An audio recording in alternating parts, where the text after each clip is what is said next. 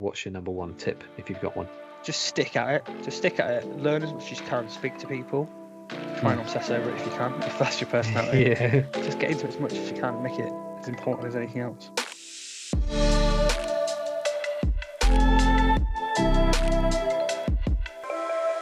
Welcome to the Lose to Win podcast with myself, Josh, and we do have a guest today. It is a podcast for people that are joining us for the first time where we talk about the trials and tribulations around weight loss. And we are members of a Man v Fat club based in Bournemouth, and it's a club designed to support men to get healthier, to lose weight, and also get back into enjoying football or continue to enjoy football. So thank you very much if you are joining us for the first time. If you're not a first time, and welcome back. How's things, Josh? How are you, mate? Yeah, very good, mate. Very good. It's a shame Ben isn't here, but as you said at the top, we do have a guest with us, which we'll get to at some point soon. Which I'm very much looking forward to. I'm sure Ben would have been trying to put me off during our slightly tweaked intro. For the regular listeners, the idea behind it is that we're going to have somebody on that isn't from the Bournemouth Man v Fat community. So I'm hoping that he will share the pod when it's revealed on Friday afternoon with some new ears for us. So it's just a little idea of what they're going to be in for the next hour and a bit, whatever we keep and what we chop. So how's things, mate? How are you? No, yeah, good. Rolling on. What are we into now? Week 5? We're going into week 5 of our season now, season 13 or something. Yes, we are, yeah. For our reference. So we're plodding along. I'm doing pretty well, losing every week so far. So I'm happy. I'm on a roll, and we just keep going, mate. We keep going, and we're so close to like breaking through that success barrier with our team. Whereas we were having success, but we just, like this week, which I'll come to in a minute, we lost by 1 goal, which was very well fought win, but opposition. But we're almost there, and I think then we'll get on a roll. I can feel brutal, isn't it? The draws and the losses, especially if it's just a goal, are often brutal, and it's that moment in between finishing football and then waiting patiently on a Friday night to see them come through. Wait to see that email, then you know the results are through. It's always an interesting time, even if you haven't played like myself this week. It's always interesting and exciting time. Indeed. How have you been then, Jack? How are you doing? Yeah, okay. I done my knee nowhere near as bad, thankfully. I thought it was on Thursday night, but took Friday off, but still weighed and was down, so I was happy with that. And I feel a lot better for it now. I'm not playing this week in terms of the Tuesday and Thursday football in the idea to be ready to play Friday. Yeah. So I think it was enough of a warning. It was I did it a completely different way, but felt the same pain, which was concerning. So I scuffed. I crossed the ball in from one of our kick-ins, and Alex did nestle it home as he often does with his wonderful head. Go add that in there, yeah. But I hit more ground than ball, so I think if I had struck it purely as I can, it would have gone miles over his head. But I struck more ground than ball, and it kind of sent a shockwave up my leg, and that just kind of frightened the life out of me, and the pain was there and it wouldn't go, so I stopped. Yeah. I started going in goal, and Dave was like, I need to go in goal as well, so she do like 5 minutes each, and by the second time it was my 5 minutes to go out on pitch. I was like, I can't even walk, mate, so I might as well just not be. I'm going to go sit on the side and take a break. So outside of that, mate, I am okay. I am all good, thank you. Not been good for the haters and their knees this week, has it? No, it certainly hasn't. As Russ pointed out quite eloquently on Friday night, I shan't repeat his jibe. No, that's not fair on the person involved. Somebody very dear to me. But yeah, Jordan has broken his kneecap, which is awful news, and I got the sad realization it's probably the last time I'll play competitively with Jordan ever, because he is being told to hang his boots up by Hannah. Yeah, he can't keep doing it, to be fair. When he does it, he does it kind of to the full extreme. So he's dislocated both knees before, and this time round I think he thought he had dislocated his knee. It turns out he's broken his kneecap, which is absolutely awful. So he has unfortunately stepped away from Man v Fat. He has promised to come down on Friday nights occasionally and check in and see how people are. But yeah, it's personally devastating for me because I've absolutely loved playing with both my brothers, and obviously Jordan for a lot longer than Luke. And I am very biased, but he's a fantastic footballer as well, and an absolute joy to play with. He makes a shit pass look really good and scores just some stupidly good goals, and obviously top goal scorer in the league last year on the pitch, I will add. So I appreciate it's not all about the pitch, but top goal scorer on the pitch last season, or whichever way around, top goal contribution. It's always enjoyable to watch him play. He is a talented footballer, blighted by some pretty nasty knee problems. So yeah, pretty shit, but life goes on. Thankfully, he's able to continue working. He's not able to drive at the moment. He's due to have a second appointment with a fracture clinic once the swelling has gone down. I imagine it will be back end of this week, where they'll be able to give him a better idea of what they're going to do to help him on that road to recovery. Yeah. Well, so sad to hear, and I know George can sometimes listen to the pod. So if you're listening, George, he will. I'm very sorry. He will listen to it for sure. Speedy recovery, mate. We're going to miss you, but please don't be a stranger. Please come down and see us and get involved, mate. So definitely, he reckons he might be able to pull a couple of strings and play the occasional kind of inter-club or something like that. And I've obviously explained that he's more than welcome to, but I don't want to feel the wrath of his wife for inviting him, so he can make that decision himself. My sister-in-law would have me hung and quartered if she knew I was inviting him to play football, I think. So yes, anyway, so yeah, there's that side of it. There was a few unfortunate injuries. I think it's a bit of spate of injuries at the moment. I can't pinpoint why, but Ollie's obviously hurt himself as well. I know Scott's struggling with his knee or knees, which is quite a common theme, isn't it, for obvious reasons for us heavier lads. And the pitches that we're playing on aren't particularly forgiving for the knee joints. Who else did I'm sure there's other people injured, isn't there? There's plenty in the league. I think it's part of the reason why we had that conversation about injuries a couple of weeks ago, wasn't it, really? We had a spate of injuries, and it's about trying to make sure you rest up and you don't stress it too much, because we've all been there before. As we've already said, as you get a little bit older and you've got a bit more weight on you, it's a little bit harder to be that kind of professional footballer wannabe that you might have wanted to do when you're teens or your 20s, and it's not quite as easy. So sometimes I think we have a tendency to stretch ourselves a little further than maybe we can, and that can sometimes lead to some small niggles and that we try and fight through. But sometimes it's best just to take a bit of a rest. I think what I need to do better is not turn up with 2 minutes to go on a Tuesday or Thursday night and actually have a little jog and a warm up, and not let the first 20 minutes of the game be my warm up and hurt myself. I'm definitely guilty of that, and it makes such a difference. I see wise old Al Dave doing it every time, and there's a few others I know that do warm up, and it makes such a difference, and it's something I definitely should do. It's important. Anyway, should we run into the roundup and then get to our guest while he's waiting in the wings very patiently? Yeah, absolutely. So for our roundup for Man v Fat Bournemouth for last week, then it was another week where numbers are so good, even Rachel Riley is impressed. First, the big headline grabbing one. This week we lost 43.2 kilos, which is another 40 plus kilo week. It's quite very impressive for us moving forward. It's our third huge loss in a row, bringing the season's total to 2.5 kilos, or 129.5 kilos, more than we managed in the whole of last season, bearing in mind last season was covered with quite a hefty Christmas, we should say. Regardless, still, it's unbelievable, isn't it? It's some proper numbers we're posting, which is great. Yeah, it's still a remarkable achievement in just 4 weeks, we should say. Yep. There are other numbers telling an even better story. So 59 men lost weight out of the 69 who weighed, an 85.5% success rate. And 2 of the 10, just 10, who gained were maintenance players who stayed in maintenance, meaning we only had 8 players with reason to be disappointed by the scales last week. Another great number is our attendance rate, which is 83.1%.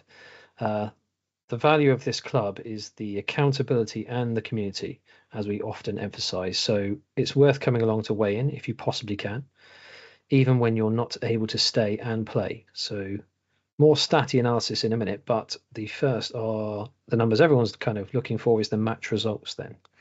So we had a few big scores. So Skoffenheim FC, the Blues, lost 22-8 against Purple-Owner. That's then a big score. I know, that's a big score. Paris Saint-Germain 13, Kebabadine 13, so another draw there. I think our 4th or 5th of the season already. Then the Yellow Submarines lost 17-11 against Ivory Toast. Really up the toast. Yeah, and then our team, or my team, Black Forest Fatsos, lost 17-16 to the Incredible Bulk, who were the Greens. So brutal. I know, nightmare. With LMS perfect start goals coming into play, plus another healthy collection of hat-tricks and a generous serving of milestones, it was a high-scoring week. So LMS goals were fairly evenly spread, with 6 teams enjoying either 4 or 3 bonus goals. 1 team scored 2, and 1 unfortunate side coming up blank. The biggest losers this week were your Oranges, Jack, who lost 8.9 kilos. One of the 3 teams, the others being the Greens and the Purples, losing more than 8 kilos this week. All 3 were rewarded for their efforts with a main league win. Reds and Whites were tied on 5.9 kilos lost, and just as hard to separate in the main league, where they drew 13-all, as we mentioned. So the Blacks, our Blacks, also lost a healthy 5.5 kilos, which would have been more if captain and maintenance man Matt Waterman wasn't now trying to put some weight back on.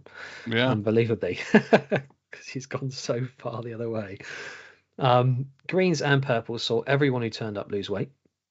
10 out of 10 for Greens, the entire registered lineup for their team, and 9 out of 9 on the night for the Purples, while Blacks, Oranges, Reds and Whites each had only a single player tipping the scales upwards. Reds have now lost the most weight as a team, 23.6 kilos, with Whites also moving past previous leaders Yellows onto 22.5 kilos. So 5 of the remaining 6 teams are within 5 kilos of one another. So your Oranges now, Jack, lead the main league with 6 points, but 5, that is 5 teams, are tied in second place on 4 points, with at least 1 sure to take advantage of any orange slip, which is hopefully us this week, Jack, as we play you in a podcast derby. Yes, another one. Indeed, every week. So you also lead the Scales League, am I protecting wrong, or is it shared by the Whites and Reds, while Purples and Oranges share the honours in the Pitch League, as far as I understand it? Yeah. So 19 hat-tricks and 4 milestone men to celebrate. Luke Humphreys of your Oranges, just 4 weeks into his Man v Fat journey, reaches his 5%, as does Jim Lovell, who joined us from the Pool Club at the same time. Carl Pidgley reaches 15%, while Kevin Hughes joins the prestigious 20% club. For 2 of them, the next step is maintenance, but for all 4, it's a great achievement and well worth our applause, as we should always say. So very well done to you guys. Keep it up. Yeah, amazing work. I know. 12 went out of last man standing, leaving 48 still in. The first round of Survivor goals occurs when we get to the last 30, so potentially very soon. Ollie Shearing leads another impressive team in the week with a mighty 3.8 kilo loss. Tom Marks and Martin Boone survived from last time, while with Martin making his 3rd successive appearance. So here's the lineup then. So Ollie Shearing lost 3.8 kilos. Then we had Tom Marks losing 3.2 kilos. Liam Dancer lost 3 kilos. Rob Hodge somehow managed, even though he's in maintenance, to lose 2.9 kilos. Wow.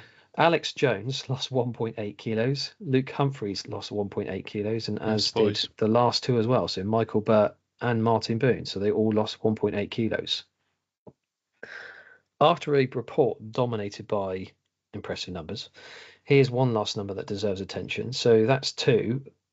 That is how many of our players will be missing this coming Friday while taking part in our annual Man v Fat Amazing Losers game. Yes. So Tom Marks and Matt Waterman have both been on incredible journeys since joining the club, losing over just over 100 kilos between them. So we are honoured as a club to be represented by such impressive pair. So wherever you wherever you started from, and whatever you've reached so far, take them as inspiration to keep doing the day-to-day stuff that will help you get to wherever you want to be. Because every day counts and every decision can make a difference. We've got this. Keep going. Absolutely. Well said. Absolutely well said. Yeah. Yeah. And a big week, wasn't it, really? Yeah. Yeah. I mean, we're going to have to keep it going because we've had, 3 40-kilo weeks in a row now, which is very impressive, I should say. So, just cool. And obviously the last man standing goals, for our guest listening. I know he listens regularly, but the idea behind that is it's kind of the coach's incentive, where every time we anybody that hits 4 consecutive weeks or the first 4 weeks of the season without losing gets a little extra goal. Without gaining, we should say. Losing, not gaining. Gets a goal for their team, and then obviously the more players within a team to do that certainly helps, and that can be a big difference, especially when we get to week 8. It happens again, and then obviously when we get down to the last 30, isn't it, Josh? They start kicking in so 30, regular periods from that point. If you get down to the last 15, you'll get a goal every week. You stay in. Yeah. So from there, it can amount to huge numbers towards the end of the season. Definitely. So it's always worth staying in, and it's been a real drive, actually, a real driver for quite a few people in the league. You know, they come along and they're desperate, even just for that 0.1 when they know they've had a bad week, just to make sure they stay in last man standing, because it can really help your team. Absolutely. And by that account, it keeps you high and keeps you motivated, and people are consistently losing weight. Yeah, absolutely. Yeah, amazing. We all love it. Great. Anyway, on to our guest then, Jack, I think. Yeah, absolutely. He's waited very patiently for 20 minutes or something by now. So do you want to introduce him then, Jack? No, you feel free, mate. You do. I'm not sure. I did the pod intro. I must say, I have to be free. I'll freely admit, I am not sure I know much about our guest, but that's the great thing about having you on. So all I'll just say is welcome Tom from Exeter, Man v Fat. So welcome to the pod, mate. Hi guys, thanks for having me. No worries, mate. Pleasure, mate. Our pleasure to have you on. Us. And as I was saying before the pod, not to insult anyone who's already a regular listener from Bournemouth, but it is nice to have someone who isn't from our league on for a change. So welcome. Thank you for coming on. Really, really appreciate it. Yeah, thanks for having me. And we'll get straight into the hard questions, which Jack usually starts with a nice icebreaker. Do you not, Jack? Yeah, should we get stuck in with an icebreaker? Yeah, absolutely. So we'll start with, presuming you are a football fan, as most are within the league, we wondered, who do you support if you have a team? So I support the mighty Grimsby Town. Mighty Grimsby Town. Not what we had before, which is good. Yeah, absolutely. I love the niche and unique ones, especially if it's somewhere that I knew of through a place I worked relatively locally. A lot of them were Grimsby Town fans, and we mentioned before as well, Lloyd Griffiths being the comedian, being a celebrity Grimsby Town fan, if you can call him a celebrity. And he certainly posts a lot on his socials about being a Grimsby Town fan and that sort of thing. So yeah, wicked. That's a cool one, mate. So in terms of your support for them, how did that come about? Is it location? Is it picked up from family? Is it cool? I like the look of their how they play. I've got a bit, because obviously I live down in Exeter now, so I've got a bit of a dodgy accent. Everyone thinks down here I'm northern, and then up there they sound posh. So no, I literally grew up on the street next to Blundell Park. So Oh wow. literally as could hear the fans, cheering, when there was a goal, normally against us, when we was in the championship back in the day. But my first ever game that I ever, my first ever footballing memory was watching Grimsby against Bournemouth in the Auto Windscreens final, 98, I think it was. Yeah. I went to the same one. Did you? I didn't go to it, unfortunately. I was only 4, but me and my brothers went. Yeah, I think, to be fair, I think this is where all the weight gain started. Cause literally my earliest memory is watching this game, eating a white chocolate Easter egg. So that's all I can remember from it. How funny. I think I can remember the Bournemouth fans would be screaming at the, especially people like Neil, the older ones. I'm sure it was something Bailey. I can't remember his first name, but Bailey scored, but Bailey. We lost. He did this something like that. Yes, you're right. Yeah. I'm gonna have to have a little Google while we're talking, but it's definitely Bailey something. Oh, is it? The whole game's on YouTube, yeah. Oh, I'll have to watch it back. I remember because that was the only time I'd been to the old Wembley, and my dad took us up, and I remember seeing photos of us on the driveway with our red and black wigs and scarves and everything, and buzzing to get to Wembley. For it. Yeah, so we had black and white stuff on, and I think what I remember it as well is keeper was Jimmy Glass. Yes, Do you know what he was famous for? He scored a goal, didn't he? He scored. Carlisle, I think.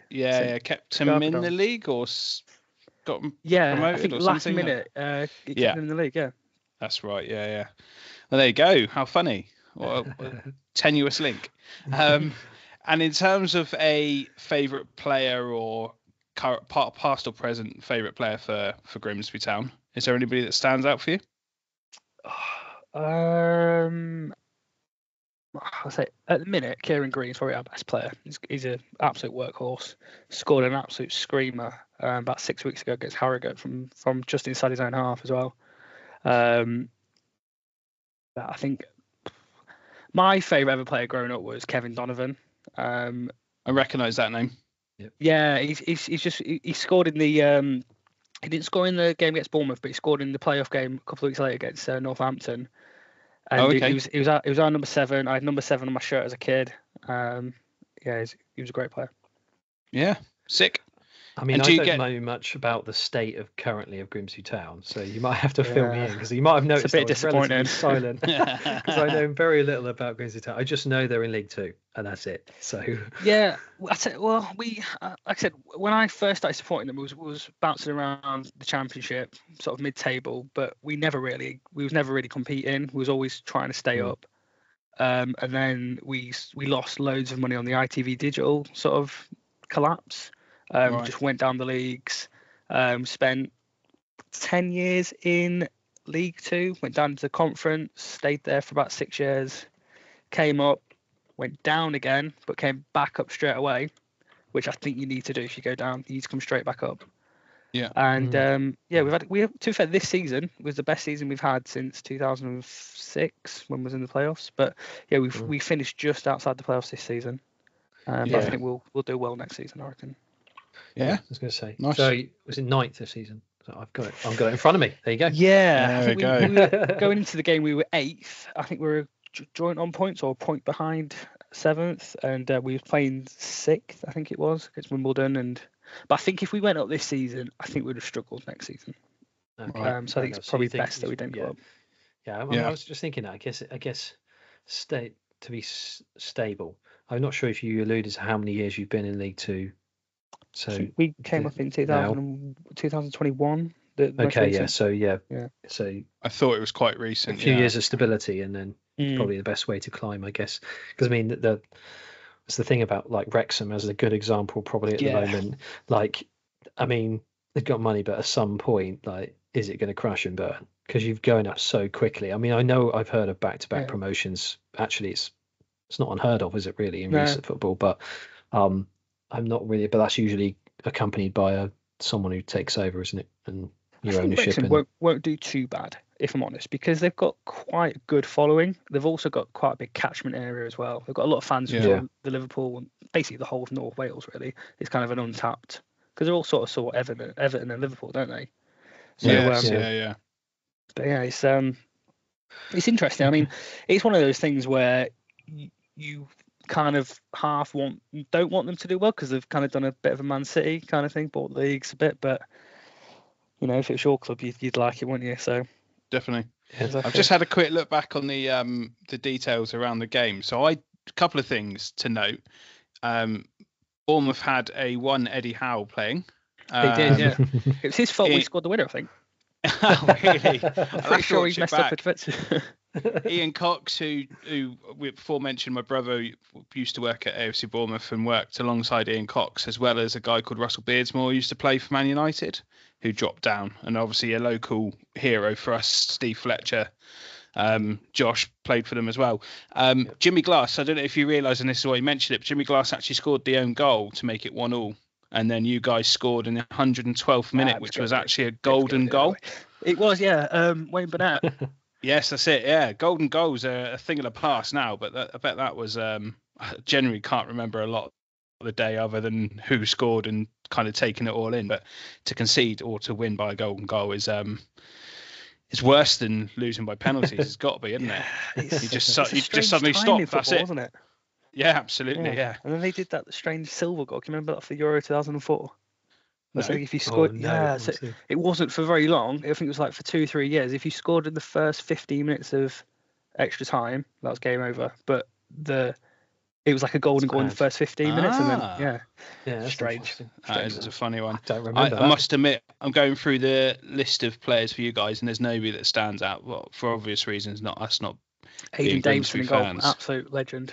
Yeah, Aidan Davison in goal. Yeah, I'm 100% watching this later after the highlights of the games on City YouTube. game. It's crazy. Yeah, I'll have to check it out. See if I spot myself in a crowd of 90,000 people. I'm sure it was a sellout as well from memory. I'm sure.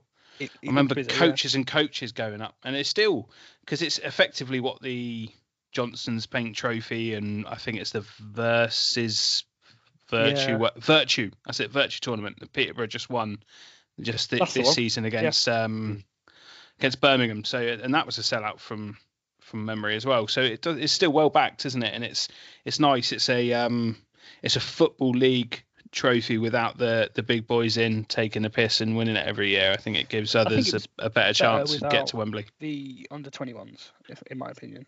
Yes, yeah. Not a massive fan of that.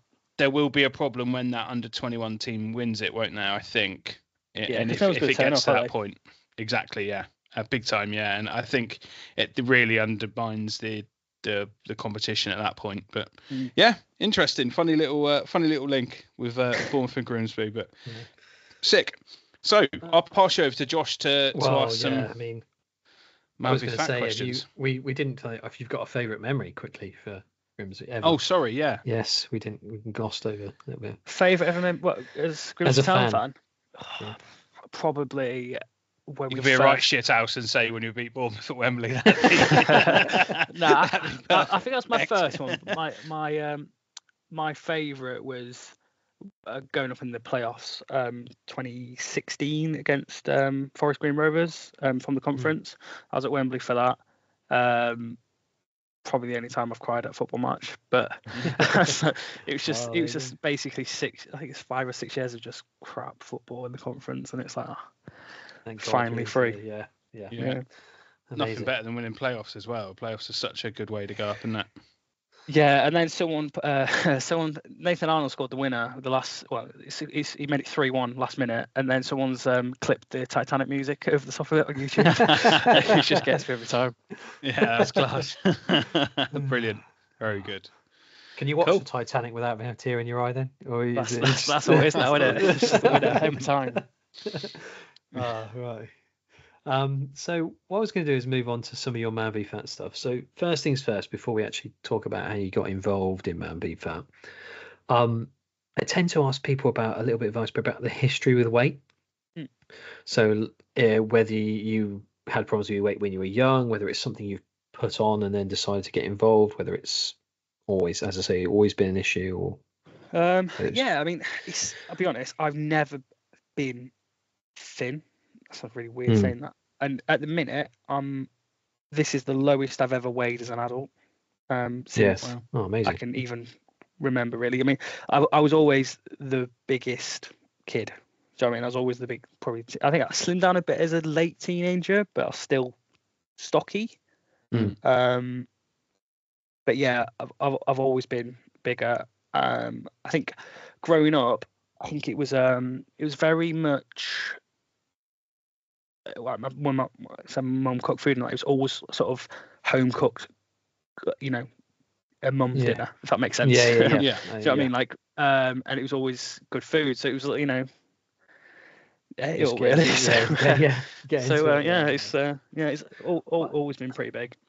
Yeah, just randomly, I was just thought process. I've always similar, but for me, it was like portion sizes when I was kids. Like, I used to always get my grandparents going, make sure you eat everything on your plate, and then everything I was given on my plate was massive, huge portions. I'm like, no wonder I was.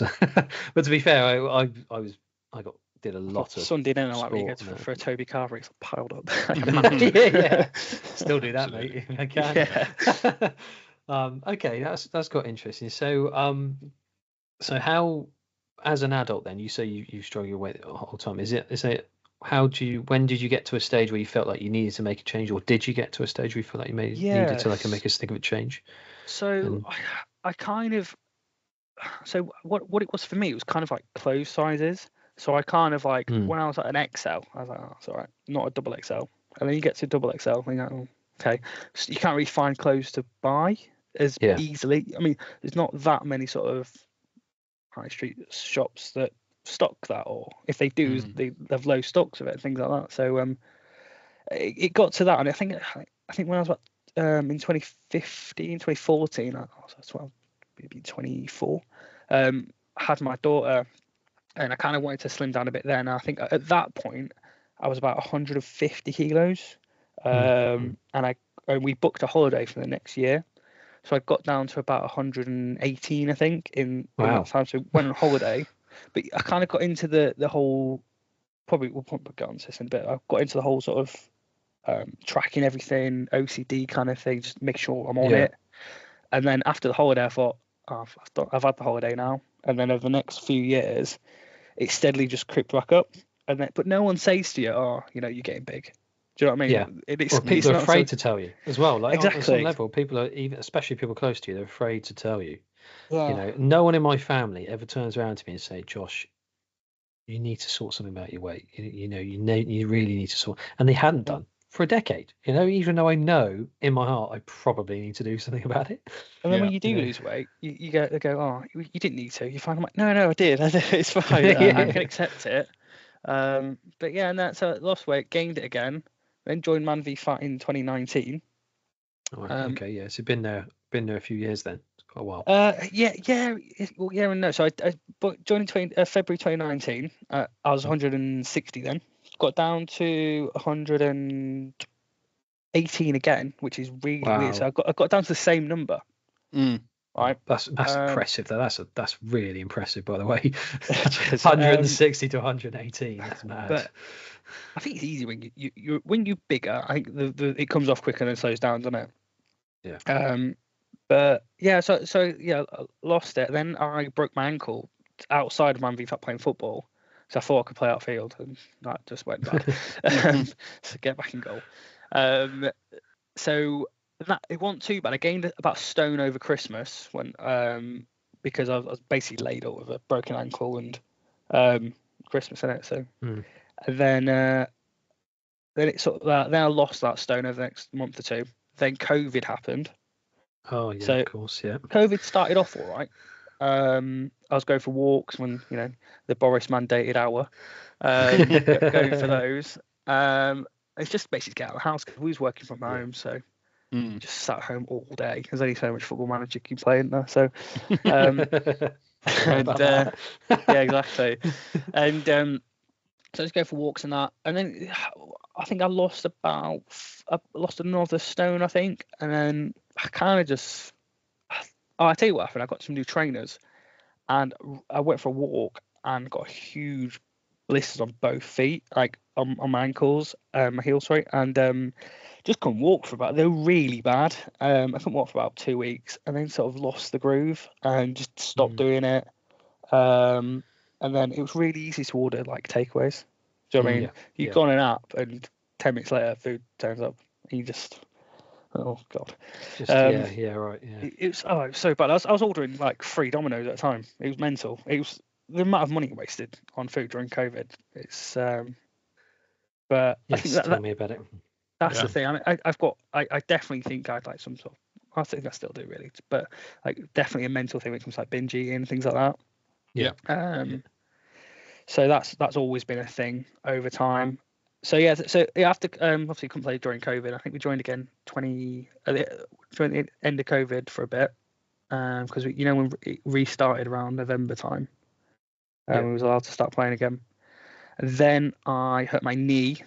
To be fair, I think after COVID I wasn't really trying to lose weight. I was kind of I was just turning up. I was making excuses for not losing weight or gaining weight.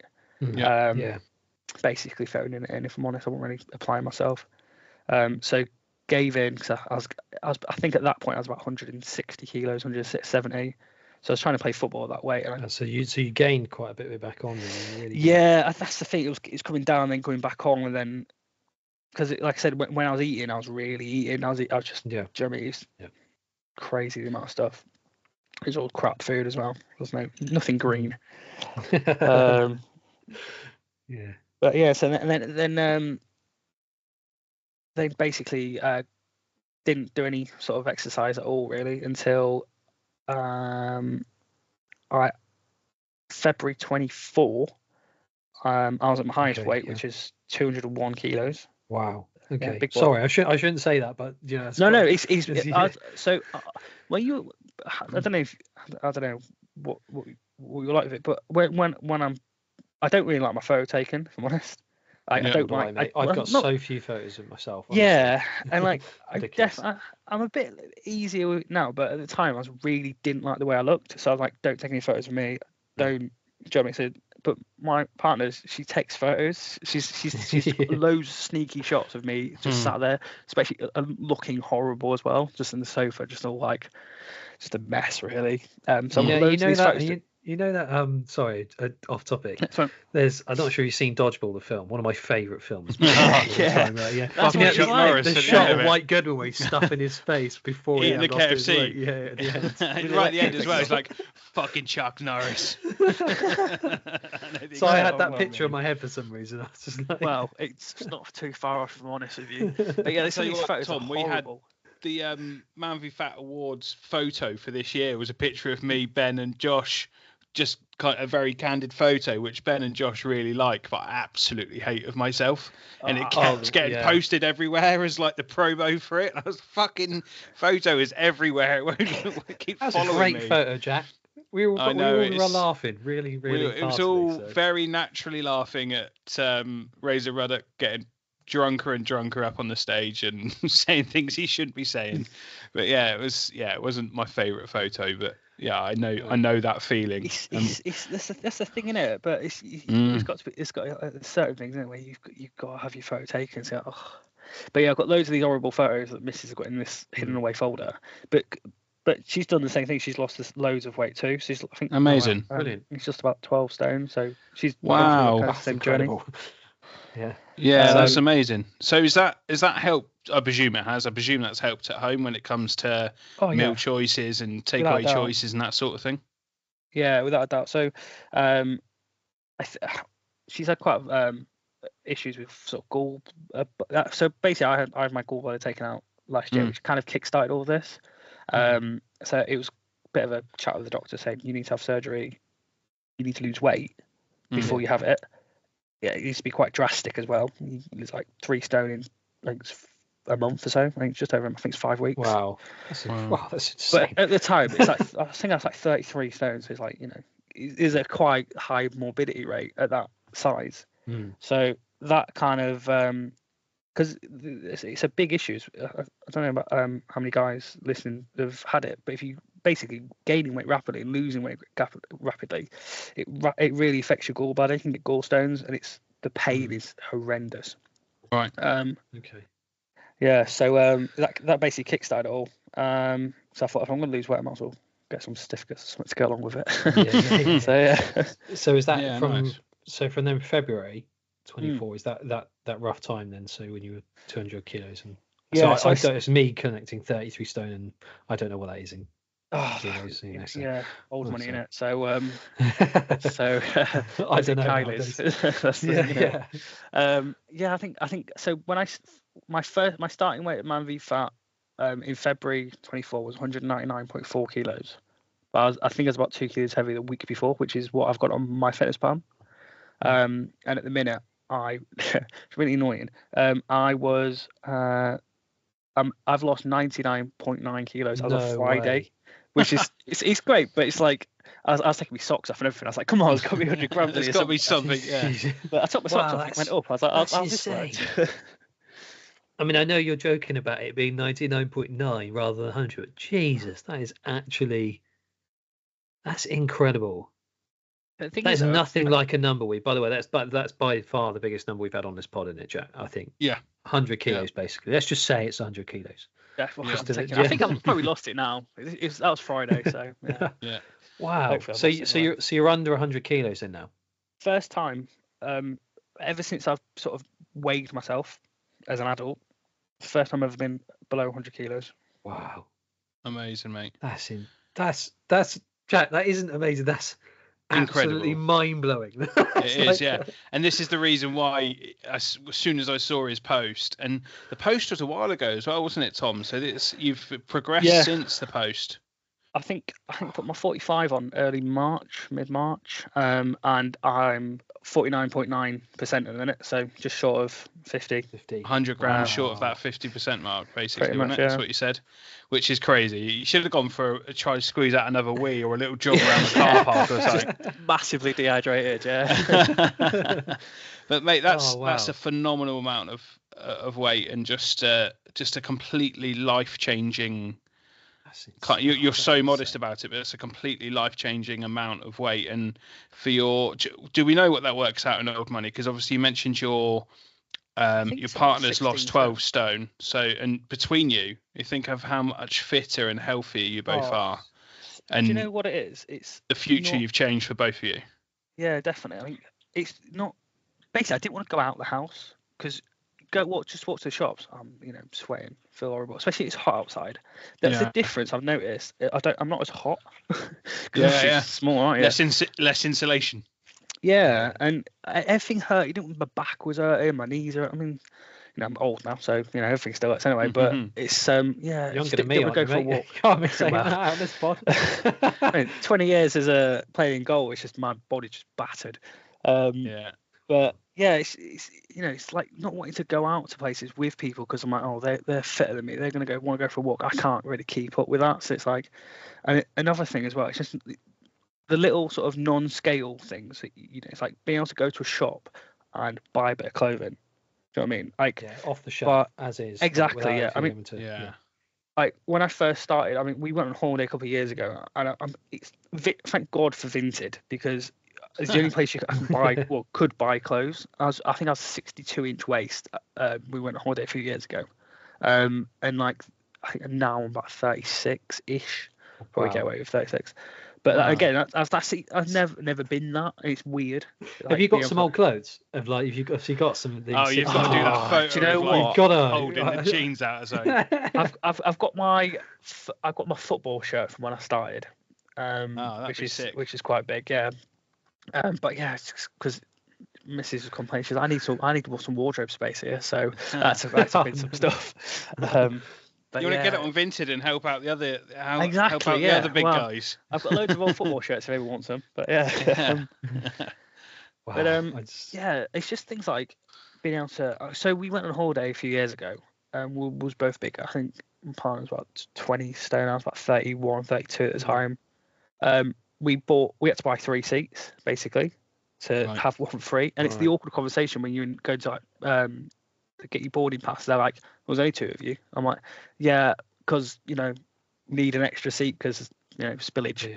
So and not having to do that anymore. Not only does it save a bit of money, but it's that's all things I've never even thought about, mate. That's such a big thing. I go away every September with a mate to play golf, and my aim is this September to not have to need. I'm just on the cusp of going for the belt extender. I can go without, but it's uncomfortable. Do you know what I mean? So my aim is this September to not be having to ask for that. That'd be such just a small milestone, but something like you say, it's just meaningful little moments, isn't it? It's a big one, isn't it? Because I don't know how you with like speaking to people. I'm a bit awkward with people, if I'm honest. I say to my missus, like, can you ask? Because I'm like, oh. And it's the way they come and hand it to you. Do you know what I mean? They kind of hide it, but everyone knows, don't they? Like, oh, but yeah.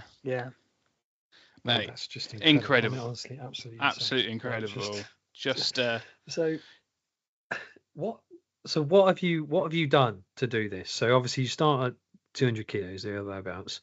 What have you baked into your life to change your habits then? Basically I got really into like watching YouTube videos and stuff, so the diet for when I was so they gave me before I had to lose weight, they gave me like a diet plan to follow, and it was basically high protein, very low calorie food. So I think it was like 600 calories a day for about 4 or 5 weeks.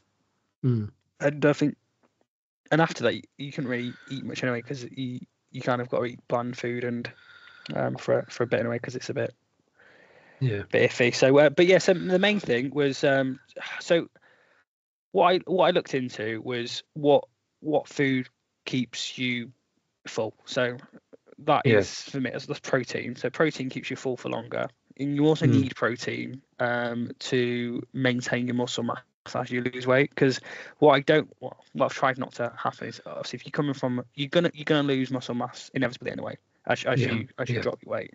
You can't just you go to the gym and everything, but if you're on, I don't know, I think at the minute it's about 1,200 calories a day, which isn't ideal, but I don't really do a lot, if I'm honest. I'm sat down the majority of the day because I'm working from home. So I think when you actually dial into the stats and the actual science behind it, like if you work out what your TD and your BMR is and things like that, it's a lot lower than what people think it is. Because people think, it's about 2,500 calories, but a lot of the time it's not. It's close to 2,000, because a lot of people, depends how tall you are as well, really. But yeah, so unless you're working out a lot, unless you're quite active, you kind of got to be quite low. And how can you maximize the value of those calories? So yeah, get as much protein as possible, and as much much good food, like get as many vitamins and things like that as well. Staying hydrated as well. Got to stay hydrated. So how did you start to incorporate that into your? Because I know you said you went on, you had to do it for gallbladder and that. So it's more just keeping it going, because I can imagine the biggest issue with that, especially, is, as you mentioned at the top, you've gone through periods where you binge eating essentially, is to get out of that and then not succumb to that during the period. It was not nowhere near as much anyway. I'm not saying you wouldn't have had periods, but I don't know. But the issue is, it's like I think it's definitely a food addiction. It's like with any addiction. What do you do? There's so many different approaches to it. Do you go full on cold turkey? Do you do you have a little bit? Do you know, like it's what do you do? I don't know. You wouldn't say to an alcoholic, just have half a pint a week. Do you know what I mean? You kind of, I don't know how you'd approach it. But I think over time, I think your body, when you're not eating the crap food, your body's not chasing the endorphins that it gives you all the time. I think you kind of replace them with other things, going to the gym and but yeah, the less you have it. I think another thing as well, like sugar, it's so addictive. Going from Coke to water, it's a massive thing straight away. But after a couple of months or so, you don't want it anymore. Like I find that like I can't drink a full sugar Coke anymore. It's horrible to me. Whereas before I could do a bottle. Yeah, I was going to say. I mean, I would have been able to do 10 years ago. I would have done two. I could have done get two of those 2-litre bottles, and I could have gone through that in like no time at all. Yeah, it's interesting, because I mean, I've been in these cycles before, so I've gone through periods where I've gone a bit too snacky, and then I feel like I need to keep going a bit of the sugar rush as such for a while, and then I've gone through periods where I just have not had basically no sugar for a while, apart from what's in naturally what I'm eating. For ages, and I feel less, and the more I go through that, the less and less tempted I feel as I go along. So so I completely understand.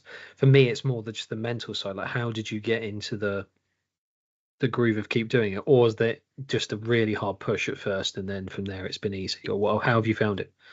So I think the best analogy I can say is like a train. It's really hard to get going to start with, but once it's going and once the ball's rolling, it's everything's going in motion. It's kind of easier to maintain. I think with me, what I've about last year or so, I started the diagnosis for ADHD, because a lot of people say I've got traits in certain parts of the spectrum and things like that, and I think I've got elements of OCD as well, especially when it comes to this. I have to track everything. I can't do it half-assed. I have to do it completely, or else I lose focus. If I lose focus, I give up. And I think that's a bad thing overall. You shouldn't need to just give up, but it's all or nothing for me. And I think it's great as well when you hear people saying, "Oh, well done," and things like that. Getting praise for things. It's amazing. You kind of crave that rather than in a sad way. Do you know what I mean? Yeah. But yeah, so it's just getting that. So have you found it? I wouldn't say easy. Easy is probably not the right word. I'm sure there's been, but once you were on that role, have you had any slip-ups? Have you found any struggles that you weren't expecting? There's been times where I've not lost weight that week, but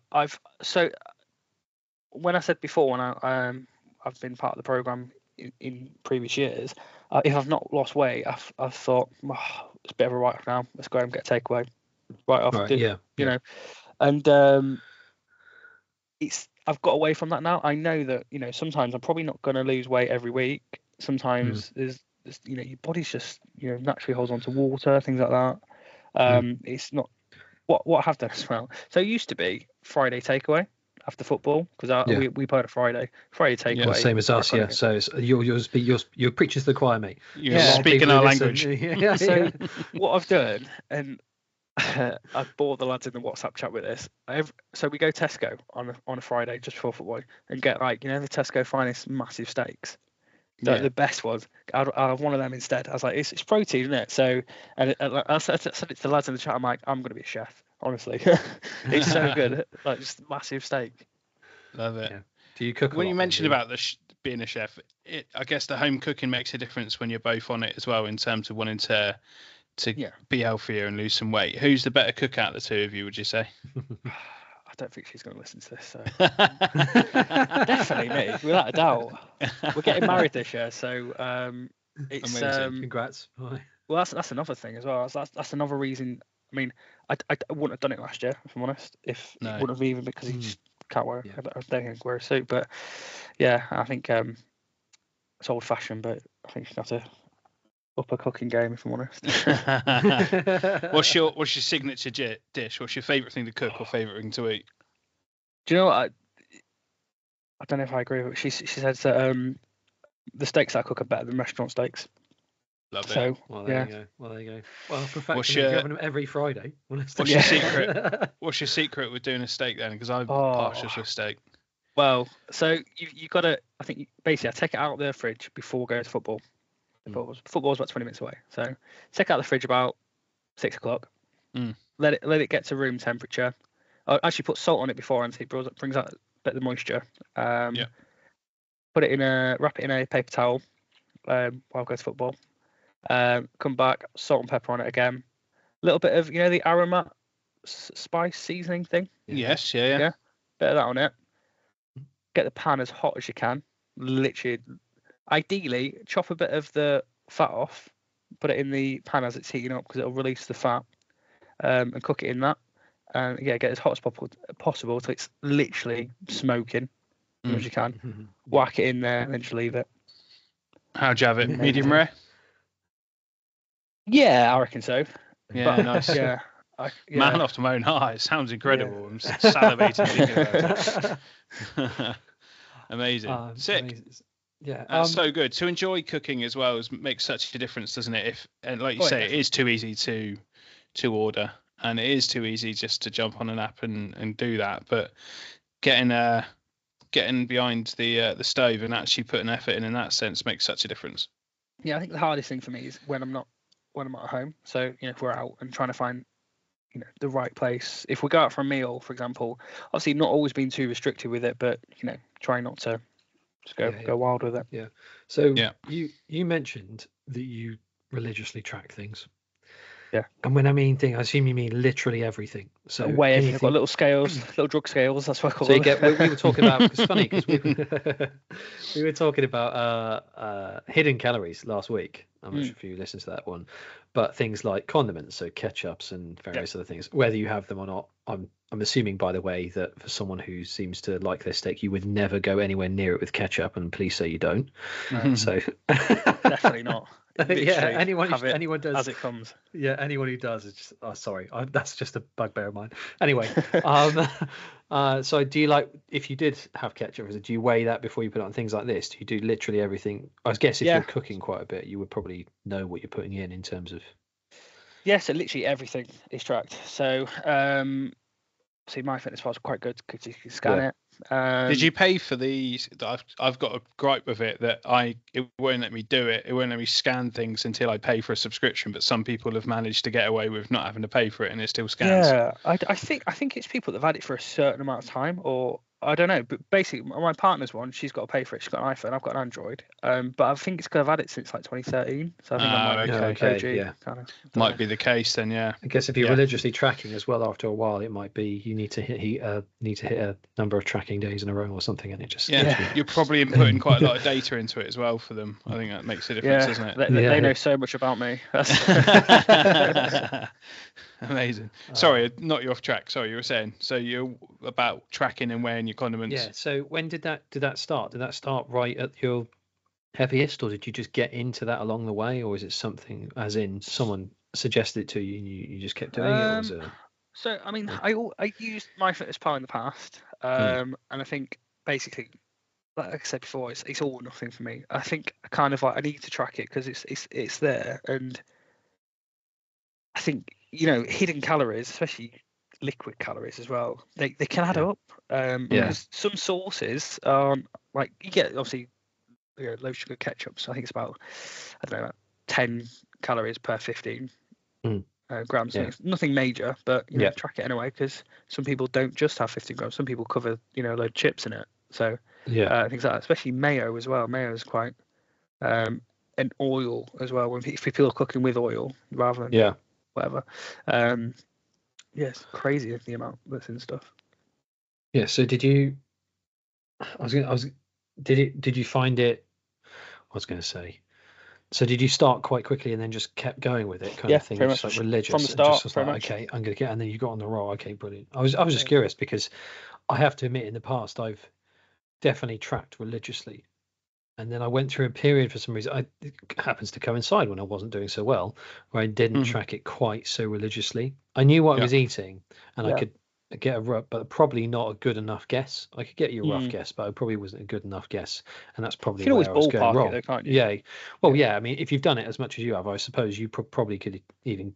You could probably give me an exact number on. If you have a specifics, you probably give me a day and go, I probably know exactly what I've had if I ate this, this, and this. But it's more just, I think, ballparking is one thing, but as we were saying, if you're 200 or 300 one way or the other, that can make a difference, especially over the week. Couple hundred a day, and that makes a massive difference when you come to a weigh-in, I guess. I was just curious. Milking your coffee, things like that. I mean, people don't. Yeah. I don't have milk in my coffee, but I did in the past. I was weighing the milk, things like that, just to see how much. Because people go, it's 50 ml, but is it 50 ml or is it closer to 150 ml? So it adds up. All right. Yeah. So one thing I was actually going to ask you, we didn't ask at the top, but I figured you've been involved in, say, the Exeter League on and off for a while. Yeah. What's been the change like for your league? Well, how have you felt in terms of members? If you've had members come up to you quite a lot and seek inspiration from yourself or ask you questions a lot? Is it because obviously you've hit huge numbers? I mean, ridiculous. So you must be a household name. I would have thought. Well, I don't know about that, but it's a lot of the guys. I mean. A lot of the other guys as well. Some great weight losses as well. It's not obviously not just me. There's one of the lads, Tom Stevens. I'm just call him out. He's done absolutely amazing this season. This year, sorry. Is also playing in the Amazing Losers game on Friday. Oh wow! Amazing. Brilliant. So he's doing great. A lot of the guys. I think we won the weight loss league last season, so we came second in the actual pitch league, but our team as a whole, we great group of lads, really encouraged each other with the weight loss. The first question every Friday was, how'd you get on the scales? It was really like sharing ideas, and what if you didn't lose weight, what could you do differently? You all right? Because you've got to speak about it. Blokes' mental health and things like that. It's not always perfect, and what's the underlying issues. But yeah, a lot of the lads. What I like about football on a Friday, I don't know what it's like with you guys, but it's not always about the football. Like, it's not. You don't get the aggro you do with, power leagues, whatever it's called, leisure leagues. Whereas you get. Yeah. There's no one diving into tackles, no aggro. Everyone's shaking hands at the end of the game because it's not really about the football. If I'm honest, it's it's basically the way I explain it to people who ask me what we do. It's like Weight Watchers, but we have a game of football. It's the easiest way to explain it. Yeah, it's not about the football, but it's a fun addition. Yeah, I was just curious. Because I imagine. I was actually thinking, briefly, because of the way you've said how much you've lost in basically just over a year, not much over a year. You must have hit the same problems that a couple of our people in our league then potentially in terms of milestones in a season. Have you come across that a couple of times? Makes me laugh. So our coach Ethan, he goes, "You've got them stacked up for like 4 seasons now." What's the most you've done? What's the most you've done this season, Gordon? I think I've played like 4 seasons. I think because our season's about 3.5 months. I think that's how they work. But I think I'm only on my 30% right now. Because every season I just start on +6 because it's just because all you can get. Yeah. But yeah, I just got them stacked up. So basically, start of every season, I'm winning for a few weeks, and then everyone catches up. Yeah, right. Yeah, fair enough. Yeah. Well, we have the same. We had a couple in our league who've done that, and Jack. So we have, yeah. The infamous Josh Buxton's done it now for 2 in a row. Is it 2 seasons in a row now he's done it? Yeah. Something like that. We stacked his maximum milestones for the start of next season. So yeah. We were just curious. I don't know what your take on that rule is. I guess you probably feel like, but we've had this at length before. So yeah, I think it's good. It's good. It's good in this, but they don't want guys losing weight unhealthily. If I'm honest, it's kind of what maybe the rules for. But it's funny because we've had. I wouldn't say. I mean, Jack, you might have to tell me, but I wouldn't say, for example, that Josh Buxton has lost weight. He's our example in the league unhealthily. He's absolutely not. No, he's done it healthily, but he's just been losing massive amounts of weight in relatively short period of time. Yeah. You're exactly right. So it's funny how that rule's put in place to stop people doing it unhealthily, but everyone I know who's come across hitting that rule has done it in a healthy way. They've just had a certain amount of weight to lose. Like Josh won't mind me telling me, he was not far off the same weight you were when he started, and he's now down in the 120s or something. So he's lost a ridiculous amount of weight, but he's just done it very quickly, but he's done it very healthily. So but it just so happens that he's therefore stacked up milestones, and so and it's the same with I think Matt Wortman, my captain essentially. So he's now in maintenance, but he's I think he had a couple to stack at one point. So it's just I was just curious because I'm sure when you were saying from February 24 to now, I mean that's insane. I haven't worked it out mathematically, but that must be at least 2 kilos a week, almost 2 kilos a week then. I think it's 1.8. So this is what I said about like being OCD. I've got a spreadsheet. And it's got like projections. It's got this. It's what it's sad, but it's what it was. Go on then, Nate. Go on. You got to tell me, when are you projected to hit maintenance if you're aiming for that target?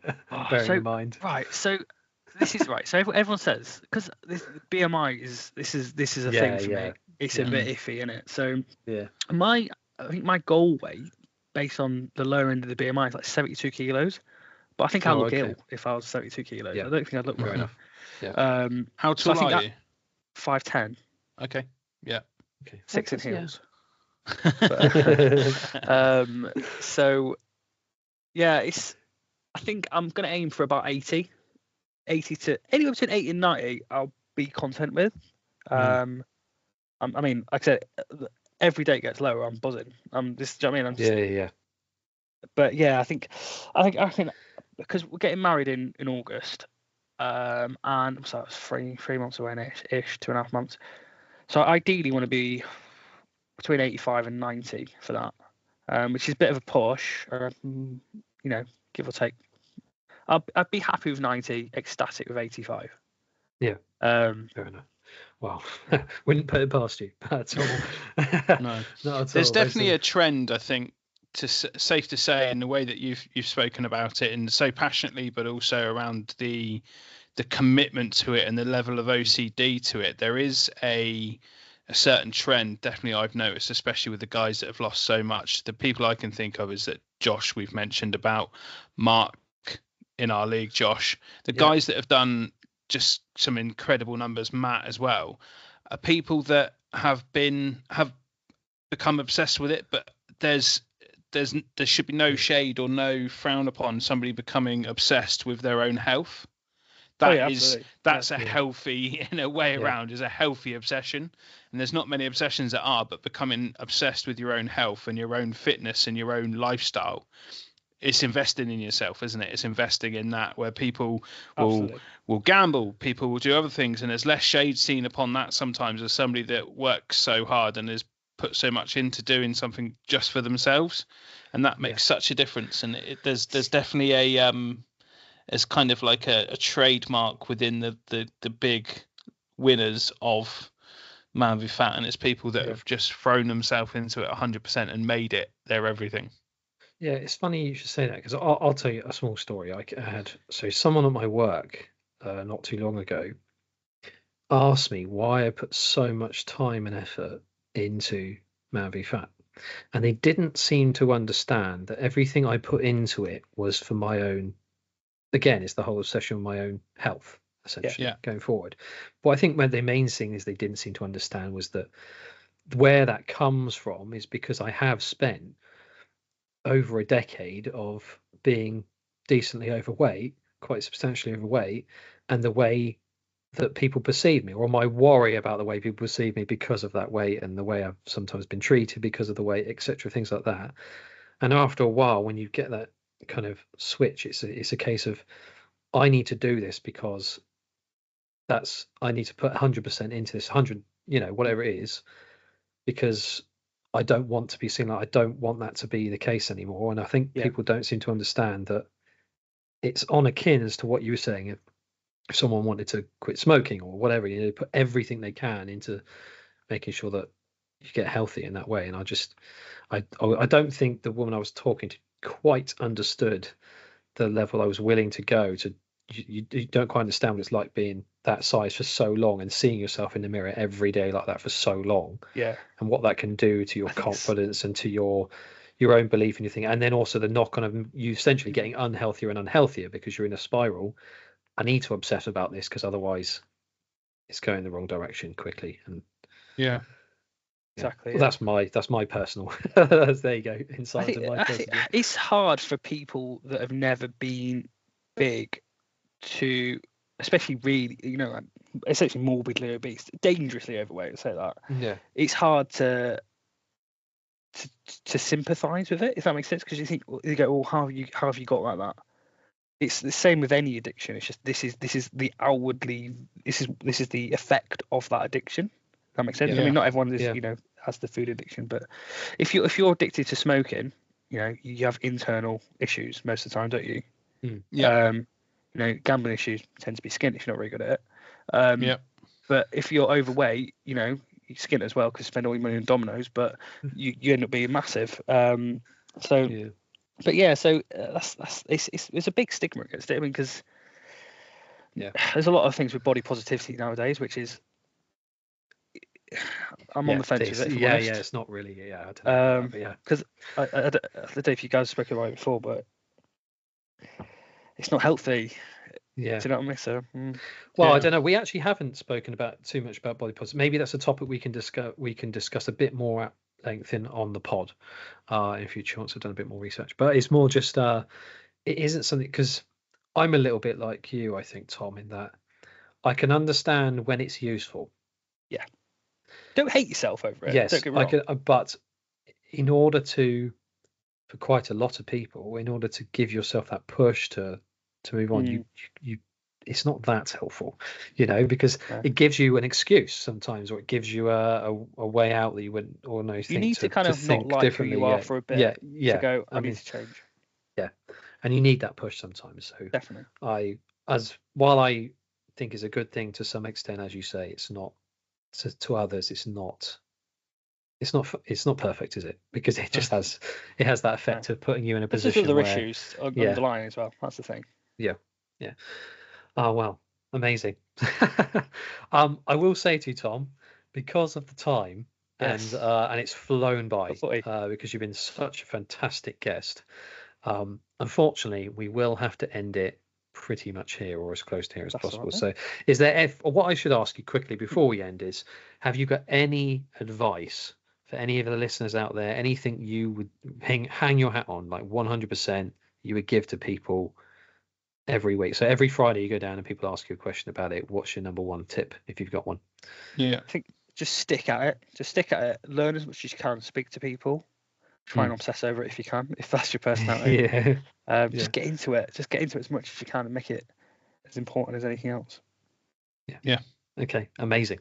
Golden nugget, absolutely, and inspirational, mate. We want to see your name on that amazing losers list next time round. I was going to say, you're not. I was actually going to ask you. You're not in this year then for Amazing Losers, despite your playing on Friday. Oh, I was going to say, I thought you were. Sorry, I'm sure you were. You must have qualified for it. It's funny how you see that's how humble, isn't it? We've gone through and listed. You listed one person from your own club before ahead of yourself, and two of our members got a shout out as well, at least twice. So you'll be on the same team as our boys then. You'll be on the same team as Matt. And, if he's the southern team, isn't he? Yeah. Yeah. I see. You're a goalkeeper, right, Tom? You said. Yeah. Are you not going to be a goalkeeper? Because we've got a guy going who's going to be a goalkeeper. I don't know what the plan is. I don't know. Have you got a keeper's jersey? Do you know, or do you get it when you get there? So you get kits when you get there. Okay. But I don't know. I'll play outfield if I need to. It's fine. Nice. Yeah, it's fine because we've got another Tom in our group. He's a goalkeeper. He put himself down to be a goalkeeper for the Amazing Losers game. So and he's. Do you have any idea what time kickoff is? I think it's 3. I think it's weird though because it's a bit rushed. I don't know what the actual because you can't actually get there till 2:15. Right. So oh wow, okay. Got to get there, get changed, get warmed up, meet everyone, which is weird, and then and play football like 45 minutes after you got there. Yeah. Yeah. Okay. Yeah. Well, I bet it'll be because the pitch is being used by somebody else before. It'll be something like that. Yeah. Fair enough. Well, we'll keep an eye out for you, mate, because we'll certainly be watching our boys on the stream. So we'll certainly keep an eye out for you. Streamed, is it? I believe so. Last year was. I don't know. I think so. Hopefully. I think they tried to do it. If not, they definitely do a video of it, of kind of highlights of it. So I want to see a special celebration if you score, mate. Tops off. Windmill around the top. One of the lads films the game. Sorry, I'm sorry for keeping it. One of the lads films the games, and I did venture upfield the other day and scored I caught a screamer. I just put it on TikTok and from about 35 yards. And you have to send us the link, mate. For sure, right. Send us the link. I almost took my top off and then bottled it. I was like, you can see me thinking about it in the chat, mate. Definitely, I want to see that. That'd be amazing. Yeah. Right. Okay. Well, again, Tom, mate, thank you so much for joining us. An incredible journey so far, an incredible guest, and somebody that we can all take inspiration from. And there's so many little golden nuggets. You gave us your headline one, but so many little golden nuggets within that chat make such a difference to one person. We're happy with that. So sick, mate. Well done. Thanks for coming, guys. If down the future you hit your ultimate goal, if you've got one in mind, you want to come back on, please let us know because we'd love to have you. Absolutely. So thank you very much. I'm sorry that our time is cut now, but alas, I've got to try and go and get fitter if I can. Enjoy. Enjoy. Cheers, guys. Thanks very much. Take care. Cheers, everyone. Bye.